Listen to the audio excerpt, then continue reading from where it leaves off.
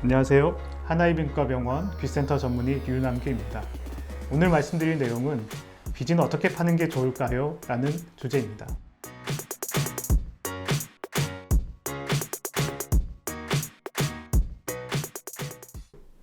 생각보다 많은 분들이 귀지는 어떻게 파는 게 좋아요? 하고 물어보는 경우가 많습니다. 근데 실제로 이비인후과 의사 100명에게 물어보면 100명 다 같은 답이 돌아올 겁니다. 파지 마세요. 이게 정답입니다. 좀 허무하실 수도 있는데 사실 이게 의학적으로는 정답입니다. 저는 진료하다가 실제 귀 속을 내시경으로 찍어서 환자분이나 보호자분들에게 보여주는 편인데 많은 분들이 귀 속이 너무 지저분하다, 귀지가 너무 많다 이러면서 좀 제거를 해달라고 말씀을 많이 하십니다. 그럴 때 저의 대답은 한결같습니다. 괜찮습니다. 파지 말고 놔두시는 게 좋습니다. 라고 말씀을 드립니다. 그러면 귀지는 왜 생길까요? 이렇게 귀를 보시면 귓구멍 끝에서 고막까지는 약 3cm 정도의 기회가 되는데 겉에 1cm 정도가 피부 조직과 거의 유사한 조직입니다. 그리고 안에 분비샘들이 있고 각질과 이 분비샘에서 나오는 것들이 합해져서 귀지를 만들게 됩니다. 그래서 귀지는 바깥쪽에 주로 형성이 되고 세균을 막아주는 역할을 합니다.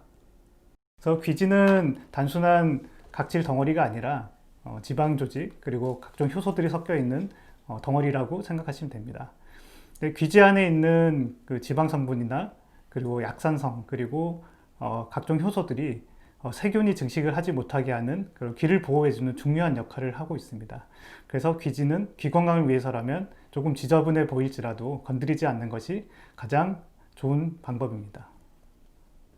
하지만 모든 법칙에는 예외가 있듯이 귀지를 병원에서 제거하는 경우들도 간혹 있습니다. 제일 흔한 경우는 귀가 아프거나 염증이 있어서 특히 소아의 경우 병원에 방문하였는데 귀지가 고막을 막고 있어서 고막이 제대로 보이지 않는 경우가 있습니다. 이럴 때는 이비인후과에서 전문가들이 전문적인 솜씨로 잘 빼드릴 겁니다.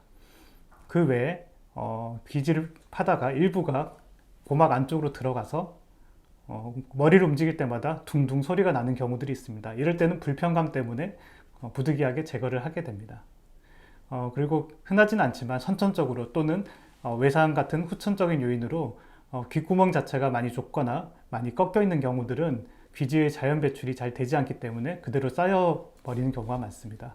이런 경우에는 정기적으로 병원에 방문하여서 귀지를 제거하는 것이 도움이 됩니다. 귀를 자주 건드리시는 분들은 사실 이미 많이 병원에 방문하신 적이 있을 것입니다.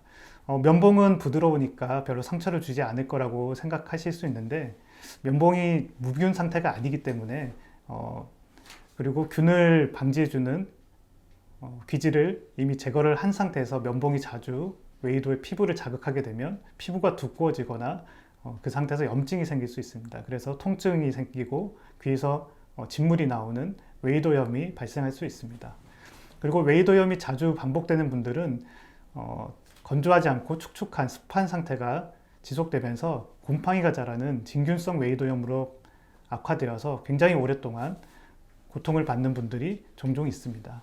그래서 다시 한번 말씀드리지만 귀지는 제거하지 않고 면봉을 쓰지 않는 것이 귀 건강에선 가장 좋은 방법입니다. 마지막으로 당부드리고 싶은 것은 특히 아이가 있는 집에서는 적어도 아이에게 귀를 파는 모습을 보이지 않는 것이 좋습니다. 아이들은 모르는 사이에 어른들의 행동을 따라하기 때문에 본인들이 부모님이나 할아버지 할머니 또는 동생이나 형 등의 가족들의 귀를 파는 행동을 모방할 수가 있습니다. 그러다가 귀 안에 피가 나거나 통증으로 내원하는 경우가 있는데 대부분은 큰 문제가 없지만 간혹 고막에 상처를 내서 고막 천공이 되거나 청력이 떨어지는 불상사가 발생하기도 합니다. 따라서 아이들이 있는 집에서는 특히나 귀를 파지 않는 모습을 보이는 것이 중요할 것 같습니다. 간혹 귀지가 꽉 막혀서 청력이 떨어진다고 내원하신 분들이 간혹 있습니다. 이런 경우는 아무래도 젊은 분들보다 좀 연세가 많으신 노인분들에서 많이 생기는데 이런 경우는 귀를 먼저 확인을 하여서 귀지가 꽉 막힌 경우는 천천히 조심스럽게 상처를 내지 않고 귀지를 완전히 제거를 하게 되면 청력이 원래대로 돌아가는 경우가 있습니다.